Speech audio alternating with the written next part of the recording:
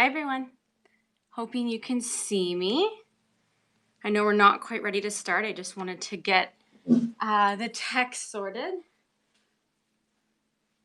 And now I'm going to try to lure you to my post with my hilariously enormous cat. Okay. Oh, it's okay, Frank. We're okay. We're okay. We're okay. So, yeah. This magnificent guy does make a cameo in my book. If anyone needs a little obese tabby in their dystopian, because dystopian's pretty dark, and maybe we all need some Frank.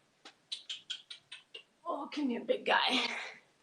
So we'll start in 1 minute, but let me just keep this guy out for a minute. See, come listen to me Hello. talk about the book. You can see Frank. He reminds me of Garfield. He is exactly like Garfield. Yes. He looks like Garfield. He's amazing. Yeah, he's a rescue cat. For the record, I didn't make him this enormous. Somebody else named him Frank and made him 25 pounds. And then I Wow. chose him because he was named Frank and is 25 pounds. Oh, nice. So you didn't name him? No. But I mean, how could you rename a cat named Frank? Like, if their name is Frank, you just got to go with it. But yeah, you can But how see can him. you name a cat Frank? Why would you name a cat Frank? Yeah. It's a good question, but when you look at him, hang on, look at his face. By the way, he is purring as I hold him, by the way. Look at his face. How could you not name him Frank? Oh. He's so angry all the time. I don't know. I don't know. I don't think I'll call him Frank, but So yeah, and if you see in the inside of the book, it does say that all the people, all the events are fictional except Frank, the cat, who is real. And right. yeah, he does have a cameo. Oops, I accidentally removed somebody I didn't mean to. How do I undo that? How do I undo that? Oh no. Clearly I don't know how to use technology. Yes, everyone join, please. Sorry,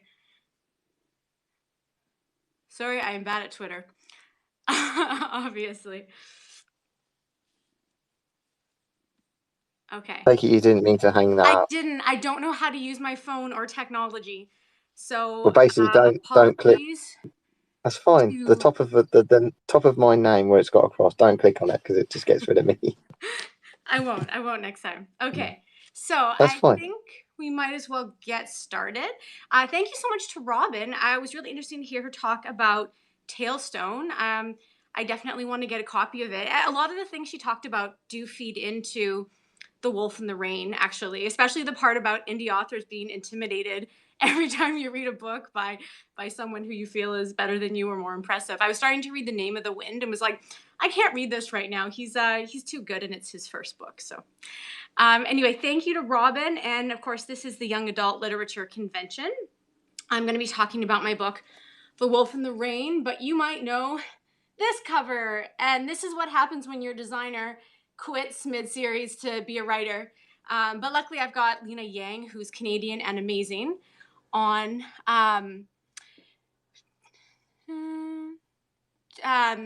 to take on the series, and she's got an amazing cover for The Thief and the Waste, which is book 2, which just came out. Now, just one quick technical thing.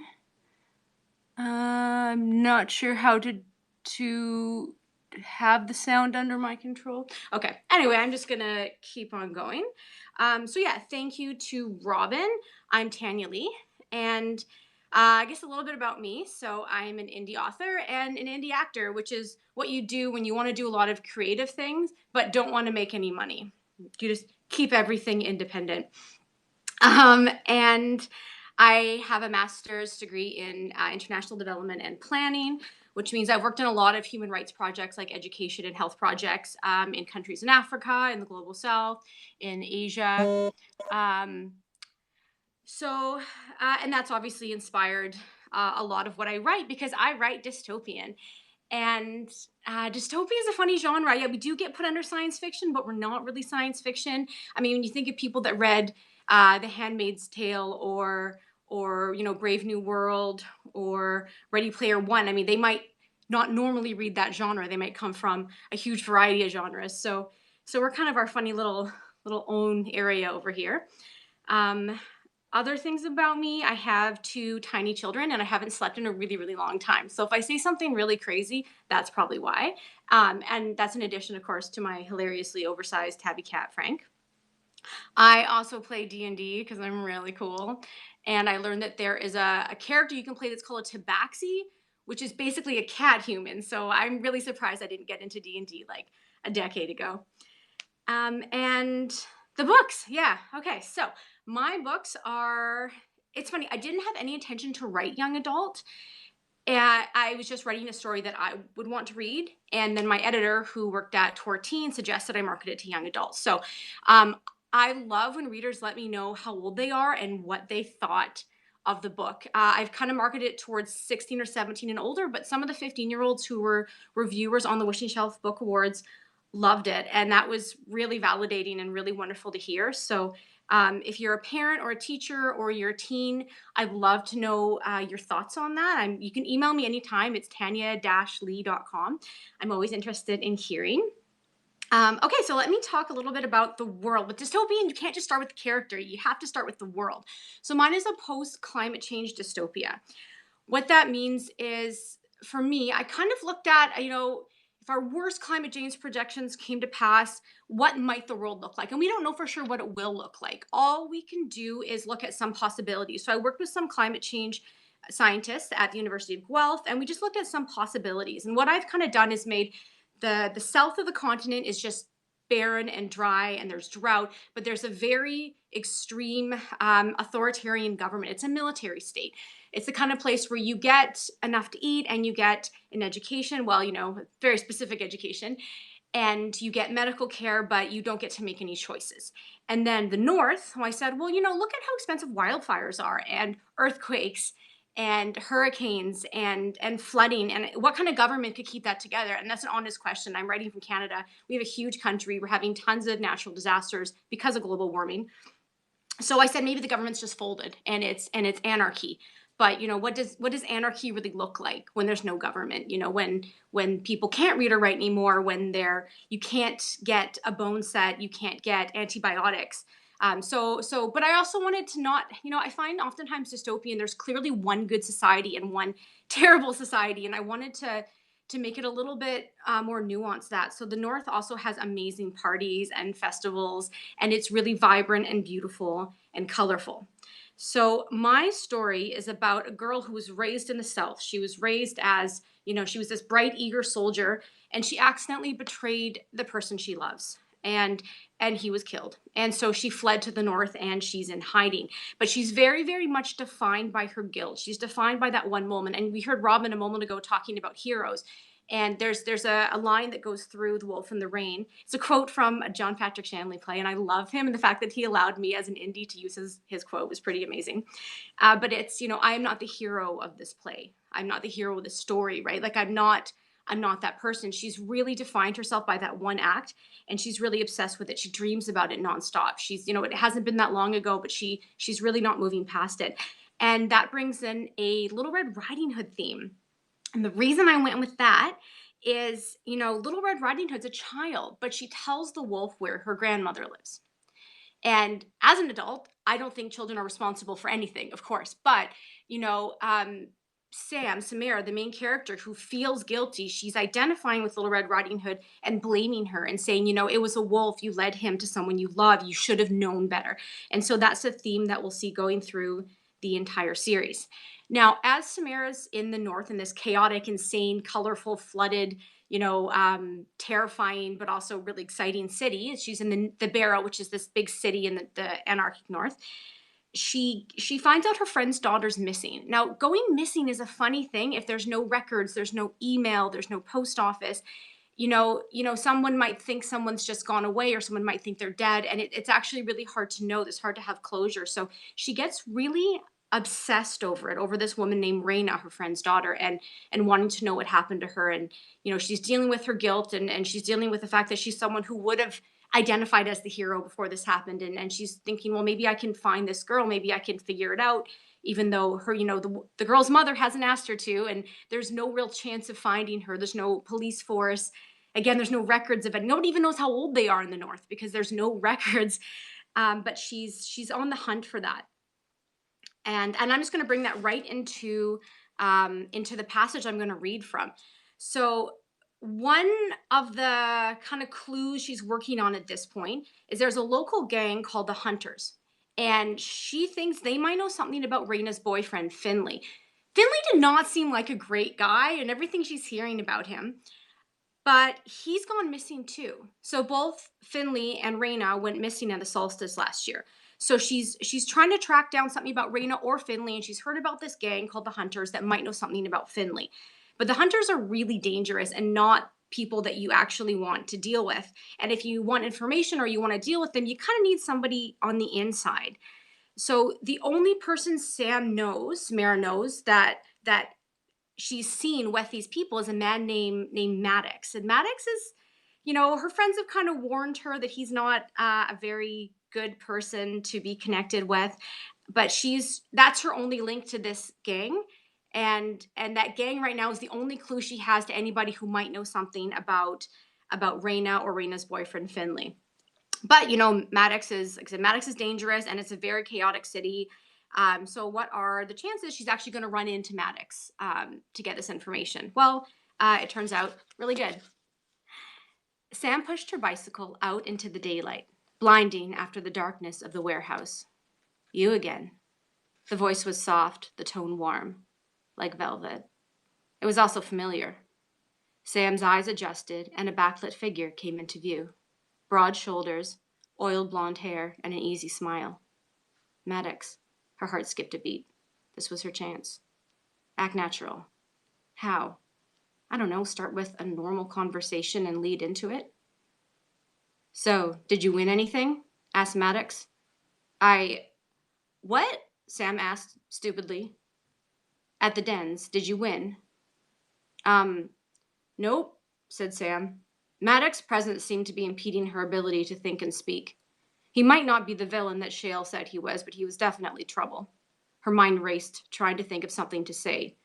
Did you win? Me? He grinned at Sam. I always win. Why, do you cheat? She asked without thinking. Great, insult him. Good start. Maddox threw back his head and laughed. Just lucky. Oh. Silence. Actually, the man you were with that night, I need to talk to him. Oh, very natural, not abrupt and awkward at all. Duncan. Though his eyes remained curved in a smile, the warmth had disappeared. Why? Oh, she racked her brains for a lie, but could not seem to think of anything. I just need to talk to him, is all. There's coin in it for him. I don't suppose you know how to get in touch with him? Well, I suppose I could arrange a meeting. Maddox winked at her. For a small fee. How much? Oh, nothing much. Say 3 zot. She swallowed, but nodded. Where do you live? He asked. I'll talk to him and send over a messenger. Something in her balked. She might not be acting as cautiously as she should be, but she wasn't a reckless person either. Ask him to meet me Sunday at sunset at the front entrance to the import market. She wanted somewhere public, with lots of witnesses. Maddox raised his eyebrows. The day and time I can probably manage, but he's not going to be like being told to hoof it around town. Meet him under the pike, North End. She hesitated. Or not. He was watching her with a knowing look on his face. Maybe you'll run into him by chance? Okay, she said. The pike it is. He grinned and held out his hand. One now, the other 2 at the meeting. He shook his head. Can do, Lala. I'll take it up front. His body pressed against hers as he slid past her toward the warehouse, 3 zots richer. Too intimate. She shivered despite the heat of the day. It'll be worth it. The Hunters will know something. They will. She didn't sleep much that night, and when she did, she dreamed. It was the same dream, though the lens and the colors and the props made it feel more and more like a Southern film. It always began with Corvus. dead on the bed they'd shared, scarlet liquid dripping from a syringe on the bedside table, the only splash of color in a white, sterile room. It wasn't how it had happened, of course. Even when she slept, she lied. Sometimes she wept and the grief was terrible and raw, and sometimes she was numb. Down the hallway, she inevitably ran, following Corvus or Reyna, or more often than not, a hybrid Corvus-Reyna, a figure that alternated between the two in whole or in parts. Reyna's hair became Corvus's, became Reyna's over his neck, her neck, their arms. It was though someone had collected different takes of the same scene and then collaged them all together. She chased Corvus or Reyna or the hybrid Corvus Reyna into an underground city where dramatic torchlight lit stiff background actors and almost like lifelike poses. More scenery, more art, no plotline. She kept running, and eventually they reached the house, which was now a compound. There was Reyna, and sometimes there were other ex-girlfriends.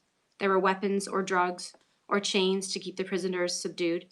And there were cockroaches because what was a film about the Barrow if cockroaches didn't play a prominent part? Finley's presence haunted the rooms, though the man himself never made a cameo. He didn't need to. The audience knew he was there. Sometimes Sam played the role of Sam and rescued Reyna and the other women. Sometimes she played the role of Reyna and rescued herself. Sometimes she was a cockroach. In her waking hours, she tried to visualize her upcoming meeting with the hunter, Duncan. In the best case scenario, she handed over a pile of coin in exchange for detailed directions to Finley's hideout. In the worst case scenario, Duncan pulled a weapon and she had to fight her way out. When she stepped out into the evening heat on Sunday, the sky was bright, though clouds covered the sun. The rain had eased from a downpour to light, warm mist. You should have told someone where you're going. Sam waved the thought away. Her friends would have tried to dissuade her from meeting with the hunter. She could already imagine each conversation in its entirety. Their shock, her explanation, their disapproval, her defense. There was no agreement to be had, and she did not have time to waste arguing. Nervous energy coursed through her veins, pushing her forward, onward, faster. She wanted to sing, but all she knew were Southern songs. Sam arrived before the hunter did. Wanting to spot him before he spotted her, she crept into one of her favorite mouse holes, an alley filled with the husks of abandoned cars. Small and lithe as she was, Sam knew she could easily lose a larger pursuer in the wreckage. She waited. The pike was teeming with hyena tonight. With gangsters. They wandered by, coin or sack or small bundles passing from one set of hands to another like a game of hot potato. A couple of older, heavily tattooed men were playing a game of dice, while a younger man, smoking nearby, watched. Teenage girls sporting matching black tank tops and hairline tattoos kept arriving in twos or threes. The early arrivals finished 2 bottles of moonshine in the time that it took for the last girls to straggle in. Whooping and hollering, they left together, the high of perceived invulnerability. They had the numbers tonight, and moonshine. What harm could befall them? She killed 2 mosquitoes, though not before the second one had bitten her on the arm. Hope it's not a carrier. She had just killed her 3rd mosquito when a thought occurred to her. What if he is here, hidden as I am, waiting for me to appear? Loath though she was to leave her hiding spot, Sam couldn't abide the thought of returning home empty-handed. She walked up to the base of the pike, giving the smoker a wide berth.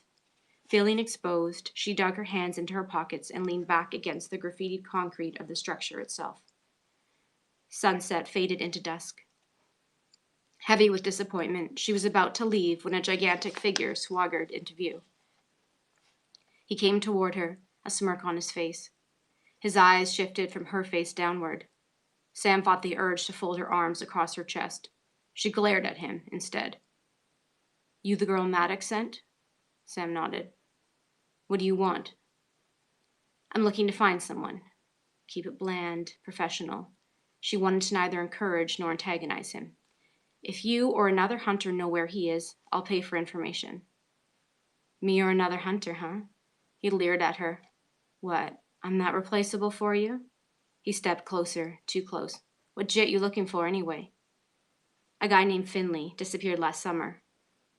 Finn. She saw it in that split second, knew what was happening even before he whistled and the 2 men emerged from the building opposite her. She sprinted toward the alley. I might make it, she thought, as she made to leap past the smoker. I might make it there before they do. She was midair when she realized her mistake, saw the smoke fall, and the man's fist moved forward as though in slow motion. She lost consciousness before she hit the ground. So that's our little taste of The Wolf in the Rain. If you have any questions, type them and I will see if I'm tech savvy enough to actually see them. In the meantime, yeah, I just want to talk a little bit more about the world. So, if you're looking for a comparison, the South is a bit more D&D questions. I'll get to that. The South is a bit more Brave New World. It's a society that rules through distraction, and it rules through tiny bits of hope. So it's not a government that's in your face with threats and and is not keeping people in line with open guns. It's people babies are actually born in test tubes. They grow up with very stark living conditions, and then as they get older they constantly get new freedoms, little perks, little things. So it's a very paternalistic society. So yeah, so that was one thing that I wanted to mention. Someone just asked if D&D's influenced my creative process. You know what? I think it actually does help when you're trying to visualize the fight scenes. And for anyone that doesn't play D&D, which is probably most grown-ups, one thing with D&D is you get this character sheet and it will tell you like things you're good at and things you're bad at because no one's good at everything. So, for me, the characters I play often have good agility, good dexterity, but they have like zero charisma, which I can relate to, and which Sam definitely works within the confine of a lack of charisma. She's pretty awkward, especially because she's in the north, which is a totally different society, different culture. For anyone here that speaks more than one language, I speak French. I grew up doing French immersion, and I've worked in Haiti and Senegal, and I've done workshops, but like I'm not funny or interesting or creative. I can't wordsmith when I'm in French. I don't have enough of the language, and I think sometimes when you're in different countries too, your references don't work, or so you can end up feeling a bit stilted. It's more challenging. So yeah, I would say that if you look at it from a D&D perspective, Sam is really good athletics. Even though she's tiny, she's got good strength. She was raised learning all these martial arts, so she is combat ready. But yeah, lack of charisma is definitely her weak point there. Any other questions? I think I only have a couple of minutes, so I actually might need to get into the giveaway. So I will give a paperback copy. Oh wait, have one other question. Um, so I'm interested in your background development, how that brought you to dystopia. Yes, so I did write. I did start penning the first book after I got back from living in Nepal, and I'd worked on a safe migration, anti-human trafficking project. I think I mean, when you work in development, it's hard. Okay, when I remember seeing a video in Anarchy when I was in undergrad, and it was like these two people riding around being like, "Yay, Anarchy! No one to tell us what to do." And I was like, "Yeah, but then there's no hospitals, there's no school. You get everyone's vulnerable at some time in our life, and that's why we all benefit from rules. So you have to look at people are vulnerable when they're, especially in childbirth, or when they have young kids, or when they're elderly, and so it definitely it leaks into every aspect of this anarchy. And then what I was saying with Nepal, what I brought in from working overseas, well, one is the background in missing girls, which is a theme in here. um, but the other is actually just being in Asia in the monsoon season, because when you look at global warming in Canada, we're likely to get wetter and warmer. So I tried to bring in the monsoons, but also, like I said, and South Asia has like incredible festival. So I tried to bring that into, the carrot to kind of balance the anarchy. But yeah, definitely working overseas, when you look at projects that deal with, again, especially health, education, economic empowerment, it does leach into every part of the North. Anyway, I should probably get on with this. So my giveaway, yes.